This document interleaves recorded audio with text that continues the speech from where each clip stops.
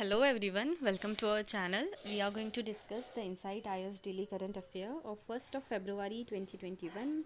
The topics from mains point of view, there are 7 news for the today's discussion, and from the prelims point of view there is 3 news.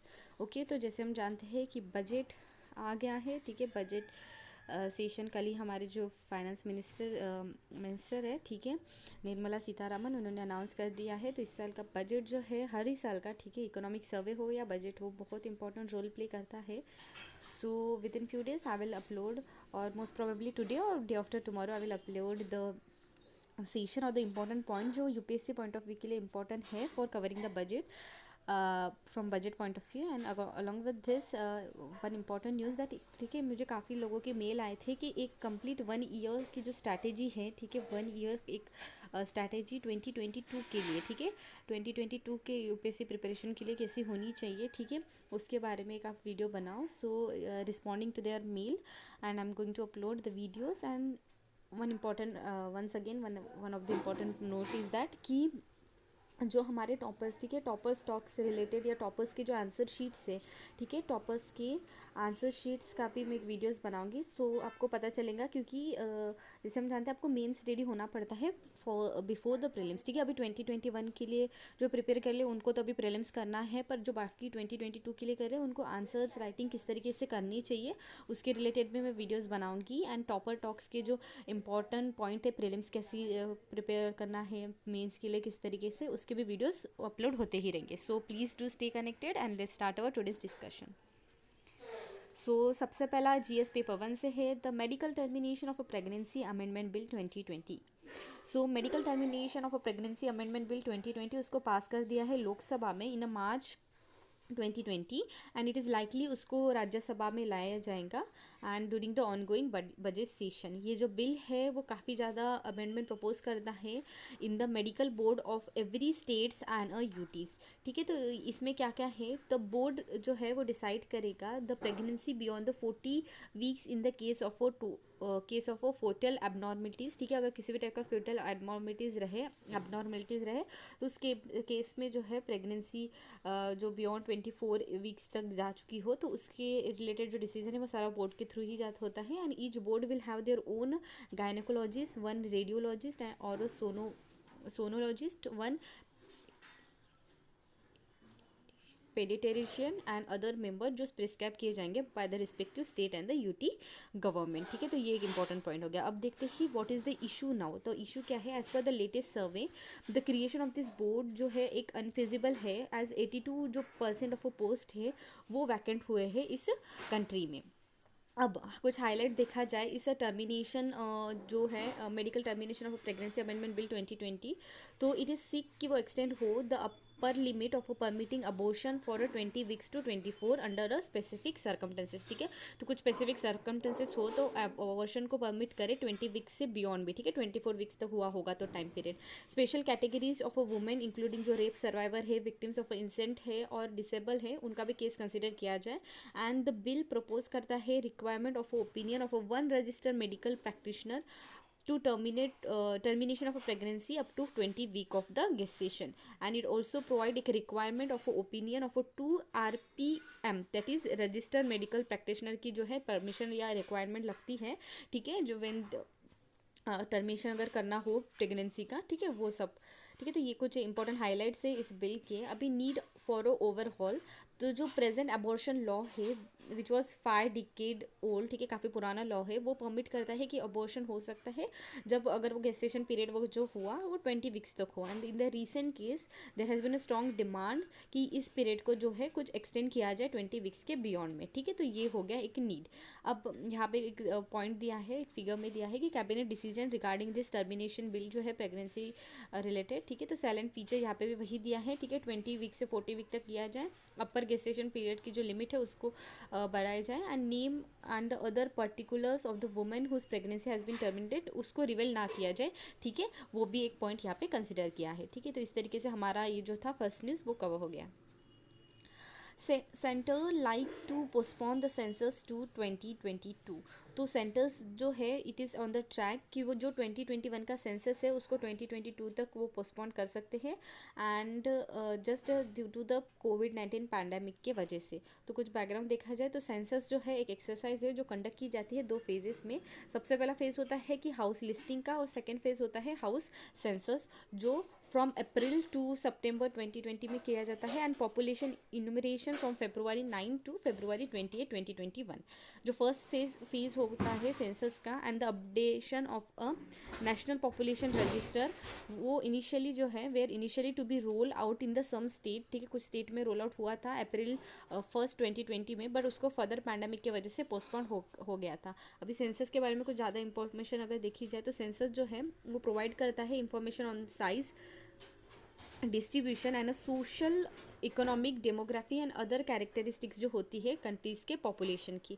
Census first time कब conduct किया गया था? First time conduct किया गया था 1872 को, जब British viceroy Lord मायो के अंडर में, and it help for framing various policies government programs, ठीक है, and somewhere it also help to uplift the improvement in the communities, ठीक है। तो एक सेंसस पता रहे तो डिफरेंट प्रोग्राम्स किस तरीके से इंप्लीमेंट करना है, क्या क्या प्रोग्राम चाहिए अकॉर्डिंग टू द पॉपुलेशन, उसके बारे में एक आइडिया मिल जाता है। And the first synchronize selection अगर सेंसस अगर देखा जाए वो हेल्ड हुआ था 1881 में, and since then census has been undertaken uninterruptedly once every in 10 year, ठीक है, वंस एवरी इन 10 ईयर में कंडक्ट किया जाता है। हु कंडक्ट द सेंसस, ये क्वेश्चन अराइज होता है। तो ये सारी जो कंडक्शन होता है, कंडक्ट होता है सेंसस, वो सारा आता है office of a registrar general and the census commissioner के अंडर में, और ये मिनिस्ट्री ऑफ होम अफेयर्स के अंडर में आता है। एंड सेंसस जो होता है मोस्ट क्रेडिबल सोर्सेस, ठीक है, is one of the most credible source of information, ठीक है, जिससे हमें क्या पता चलता है, एक डेमोग्राफी के बारे में इंफॉर्मेशन पता चलती है, economic activity, literacy and education, housing and household amenities, urban fertility and motility, and schedule caste and schedule tribe का क्या पॉपुलेशन है, लैंग्वेज, ठीक है। इस तरीके से कुछ मेजर 7 फैक्टर्स के बारे में हमें एक इन्फॉर्मेशन पता चलती है just due to the census. Historical significance देखा जाए तो ऋग वेदा ने रिवेल किया है that some kind of a population count was mention during 800 to 600 BC के टाइम पे इंडिया में। उसके बाद अर्थशास्त्र बाय कौटिल्य, तो उसमें भी लिखा था कि थर्ड सेंचुरी जो थी BC, उस टाइम पे प्रिस्क्राइब किया गया था एक collection of a population statistic, ठीक है, तो जो कहीं ना कहीं हेल्प किया गया था for measuring the state policy for the taxation. And जब मुगल का टाइम था, ठीक है, मुगल की रिज्यूम चल रही थी अकबर की, तो उस टाइम पे एडमिनिस्ट्रेटिव रिपोर्ट जिसका एक अकबरी, ठीक है, इसको इंक्लूड किया जाता था, ठीक है, इंक्लूड करती है comprehensive data related to the population, industry, wealth and many other characteristic, ठीक है। तो हिस्टोरिकल सिग्निफिकेंस भी रहा है काफ़ी ज़्यादा पॉपुलेशन का, ठीक है, ऋग्वेदा से लेकर मुगल के टाइम तक। अब हम बढ़ते हैं आगे की तरफ। GS2 से न्यूज़ है, 14 new minor forest product item include under MSP scheme. तो ठीक है, गवर्नमेंट ने डिसाइड किया है कि 14 जो है नए माइनर फॉरेस्ट प्रोड्यूस जो है उसको इंक्लूड किया जाएगा MSP के मैकेनिज्म में, ठीक है। तो ये जो न्यूली इंक्लूडेड आइटम्स है are tasar cocoon, elephant apple dry, bamboo shoot, मल मलंग कंगंगी seed, wild dry mushroom and among others, ठीक है, this are the few major one. और इस तरीके से 14 माइनर जो है न्यू माइनर फूड प्रोडक्ट उसको इंक्लूड किया गया है। अब इस स्कीम के बारे में एक स्कीम यहाँ पे दी है, उसके बारे में अगर देखा जाए तो सेंट्रल गवर्नमेंट ने इंट्रोड्यूस किया था कि जो मिनिमम सपोर्ट प्राइस होती है for the selected list of a minor food product item, जो होता है वो सारा mechanism for marketing the minor food products through the minimum support price and develop a value change, ठीक है, एक वैल्यू चेंज को डेवलप करने के लिए इसको लॉन्च किया था 2011 में, ठीक है, माइनर फूड प्रोडक्ट स्कीम को। एंड इसका एम ऐसा है एक सोशल सेफ्टी नेट प्रोवाइड किया जाए जो अंडर प्रिविलेज फॉरेस्ट डिवेलर्स होते हैं, और एक टाइप का फॉर एम्पावरमेंट भी जो है उसको भी एड, ठीक है, फॉर एम्पावरिंग देम, ठीक है। तो इस तरीके के ये कुछ पॉइंट्स के लिए जो थी वो स्कीम का स्टार्टअप किया गया था। इम्प्लीमेंटेशन अगर देखा जाए तो सारा जो रिस्पॉन्सिबिलिटीज़ होती है जो भी माइनर फॉरेस्ट प्रोडक्ट होती है ऑन द MSP, वो सारा स्टेट डेजिग्नेटेड एजेंसी के थ्रू कंडक्ट किया जाता है, and to the certain market prices services of a market correspondent, ठीक है, पर्टिकुलर जो MSP का रूल होता है, ठीक है, कुछ पर्टिकुलर प्राइस में उसको मिलता है, ठीक है। जो भी उनको बेचना चाहता है। एंड स्कीम सपोर्ट करते एक primary value addition and as well as a provide a supply chain infrastructure, जैसे कि कोल्ड स्टोरेज, वेवर हाउस वगैरह। एंड जो मिनिस्ट्री ऑफ ट्राइबल अफेयर्स है, जो एक नोडल मिनिस्ट्री है implementation for the scheme, and जो मिनिमम सपोर्ट प्राइस होता है वो डिटरमाइन किया जाता है ministers with the technical help of a TRIFED. ठीक है, ट्राइफेड के हेड जो हेल्प से जो है कितना प्राइस होना चाहिए पर्टिकुलर प्रोडक्ट का, वो भी फिक्स किया जाता है। ठीक है, तो this are the few point regarding the implementation. अभी यहाँ पे दिया है कि MFP, ठीक है, तो माइनर फूड प्रोडक्ट क्या होते हैं, तो section 2 clause first of the forest right act जो डिफाइन करता है minor food product as all the non timber product of a plant origin, जहाँ पे हम इंक्लूड करते हैं बाम्बू हो गया, ब्रशवुड, स्टम्प, कैन्स, ठीक है, एक्सेट्रा, मेडिकल प्लांट्स वगैरह हो गया। ठीक है, तो फॉरेस्ट राइट एक्ट के अंडर में मेंशन है definition of a minor food, sorry forest product, ठीक है, मैंने फूड बोला था तो सॉरी, फॉरेस्ट प्रोडक्ट। यहाँ पे चाहबार फोर्ट के बारे में है, तो इंडिया ने डिलीवर कर दिया है 2 क्रेन फॉर द चाहबार। एंड ये एक पार्ट है जो बायलैटरल कॉन्ट्रैक्ट हो रहा है between the India and Iran, जो साइन हुआ था 2016 में मई में। ठीक है, and amid talk with the Iranian authority, it signals to push to the port project. ठीक है, अभी सिग्निफिकेंस देखा जाए चाबार फोर्ट का क्या इशू है वो सारा आपको बताती हूँ। तो पहले से देखते हैं कि सिग्निफिकेंस क्या है। तो इंडिया ने प्लान किया था कि वो इन्वेस्ट करेंगे in the port project, and उसके साथ साथ as it is seen as an indicator that the government accepts some easing up of a US sanction in the upcoming month once the new Biden administration began to address the policy to re-entering with the Iran nuclear deal। अभी Chabahar fort के बारे में अगर देखा जाए तो Chabahar fort क्या है, ये लोकेटेड है गल्फ ऑफ ओमन के यहाँ पे, and it is only a oceanic port in the country. Why Chabahar is so important for India, तो विद दिस इंडिया जो है can bypass the Pakistan in transporting good to the Afghanistan, and it कहीं ना कहीं इंडिया के point of view से देखा जाए तो it will also boost the India's access to Iran, एक की गेटवे करके एक्ट कर सकता है Iran to the international northern south transport corridor, जिसमें सी रेल रोड कनेक्टिविटी जो India, Russia, Iran, Europe and central Asia को कनेक्ट करती हो। उसके साथ साथ इंडिया के लिए इम्पोर्टेंट इसलिए है कि ये कहीं ना कहीं हेल्प करेगा इंडिया को to counter the Chinese presence in the Arabian sea, which China जो है ट्राई कर रही है कि पाकिस्तान के हेल्प के साथ वो डेवलप करे गाड़वान पोर्ट पे। एंड जो ग्वादवार पोर्ट है, ठीक है, it is less than 400 kilometer from Chabahar port and 100 kilometer by the sea. ठीक है, एंड इसलिए मतलब चाइना का भी काउंटर करने के लिए एक पॉइंट हो गया। देन जब चाबार फोर्ट है is being develop and operate by the India, Iran जो है also being a military ally to India, Chabahar कहीं ना कहीं could use in case of a China's decision to flew out the muscle stationing ship in the Gwadar port. And along with this trade benefit भी काफ़ी ज़्यादा है India के point of view से, जब चाबार जो है becoming a functional and very significant expect while considering the import of iron ore, sugar and rice to the India। तो import cost जो होती है of oil to India, ठीक है, वो कहीं ना कहीं डिक्लाइन हो सकती है। एंड इंडिया जो है हैज़ ऑलरेडी हम देख सकते हैं कि क्रूड ऑयल की जो परचेसेस हैं ईरान से लेते हैं हम काफ़ी ज़्यादा, एंड दस उसके भी प्राइस में अभी इंपोर्ट वगैरह थोड़ा इजी हो जाएगा तो वो प्राइजेस में भी डिक्लाइन हो सकता है। And along with this diplomatic ties में भी काफ़ी ज़्यादा जो है एक चाबार पोर्ट इम्पॉर्टेंट है इंडिया के लिए। ठीक है, तो ये हो गया हमारे चाबार फोर्ट के बारे में डिस्कशन। करप्शन परसेप्शन इंडेक्स 2020, तो इसको रिलीज़ कर दिया है transparency international through. And corruption ये जो CPI है उस इंडेक्स के बारे में अगर देखा जाए तो ये एक कंपोजिट इंडेक्स है जहाँ पे it is drawn from the 12 survey to the rank national across the globe, and a benchmark, it has become a benchmark gauge of a perception of a corruption, and it is used by analytic and the investor। Index जो है it is also be based on the expert opinion on the public sector corruption. ठीक है, public sector corruption के जो expert है उनके opinion के related भी कुछ पॉइंट्स है वहाँ पे। And it also take the account जो फैक्टर्स जैसे कि वेदर गवर्नमेंट का लीडर्स, ठीक है, जो अकाउंट करते हैं विच are held to account or go unpunished for the corruption, bribery and other public institution response किस तरीके का होता है to the citizen need, ठीक है। इस तरीके के कुछ काफ़ी ज़्यादा जो इंपॉर्टेंट फैक्टर्स है रिलेटेड टू द करप्शन उसको कंसिडर किया गया है। अभी कंट्रीज़ की रैंकिंग किस तरीके से आई है, तो रैंक अगर देखा जाए 180 कंट्रीज़ एंड द टेरिटरीज इसमें है, जहाँ पे different level of a public sector corruption को कंसिडर किया गया है। 0 to 100 तक की स्केल है, जिसकी 0 है, ठीक है, वो हाईली करप्ट है एंड जिसकी 100 है they are quite clean. India का परफॉर्मेंस अगर देखा जाए तो इंडिया का रैंक जो है 6th प्लेस में है इस साल एंड इंडिया का स्कोर जो है is average score of a Asian Pacific region, that is 31 countries in the global area. India का जो overall score है it is also the 2 point less than that of a China and this is the point regarding the performance of India.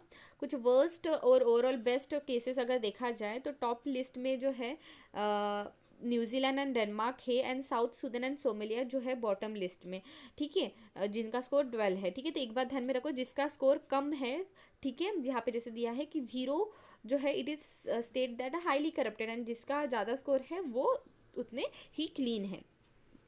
Corruption in कोविड-19 का point of view देखा जाए तो latest edition जो publish हुआ है इस index का, the impact of corruption on the government response to the कोविड-19 comparing the countries performance in the index to their investment in the healthcare and the extent to which democratic norms and institution has been weakened during the pandemic, ठीक है। तो democratic norms और institution जो है कहीं ना कहीं weakened हुए हैं during the pandemic, ये भी एक important point है।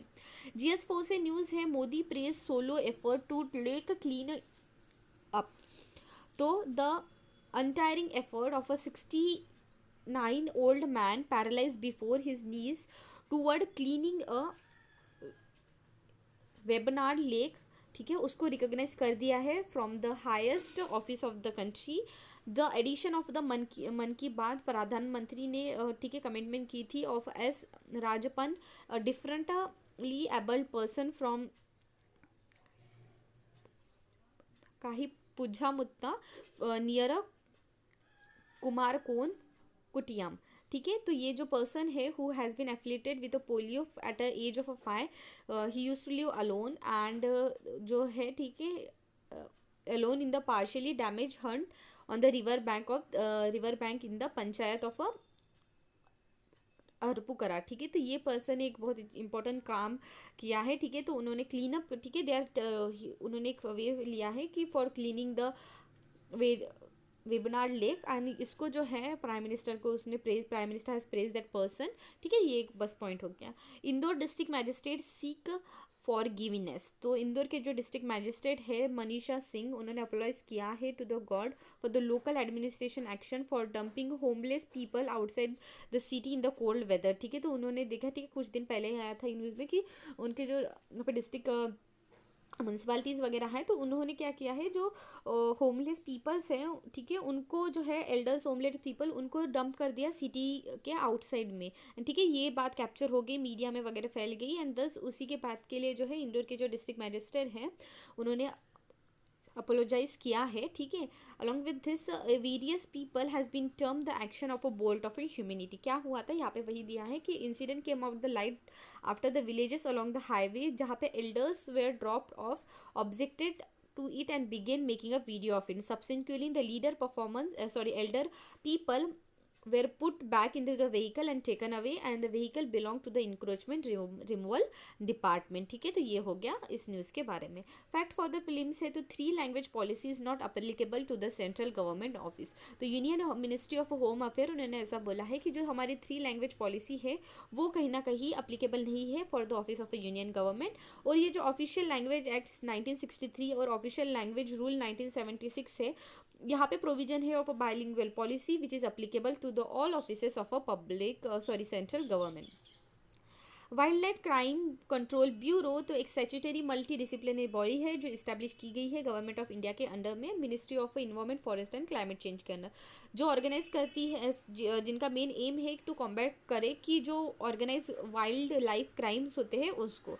सेक्शन 38Z जो है of a wild life protection act 1972, उसके अंडर में कुछ पॉइंट मैंडेट है, जैसे कि to collect and collect the intelligence related to the organize wild life crime activity, designate the same to the state and other encroachment agencies कि वो immediate action ले and establish करे एक centralize wild life crime bank and assist करे foreign authority and international organization को कि किसी भी टाइप का जो वाइल्ड लाइफ क्राइम वहाँ पे ना हो, ठीक है। तो इस तरीके से कुछ इंपॉर्टेंट पॉइंट्स हैं। नेशनल पोलियो इम्यूनाइजेशन प्रोग्राम, तो नेशनल पोलियो इम्यूनाइजेशन प्रोग्राम को कंडक्ट कर दिया गया था संडे को 31 जनवरी 2021। नेशनल इम्यूनाइजेशन डे जो है उसको हम पल्स पोलियो इम्यूनाइजेशन प्रोग्राम भी बोलते हैं। पोलियो ड्रॉप दिया जाता है बच्चे जिनकी age 0 to 5 year of age तक है and twice in the year conduct किया जाता है, यूजुअली हर साल ही होता, usually in early month. Pulse जो प्रोग्राम है pulse polio program always begin on the Sunday known as a polio रविवार, ठीक है। तो ये हो गया न्यूज़। इस तरीके से आज का हमारा जो डिस्कशन था वो हमने कवर कर लिया। Have a nice day, thank you.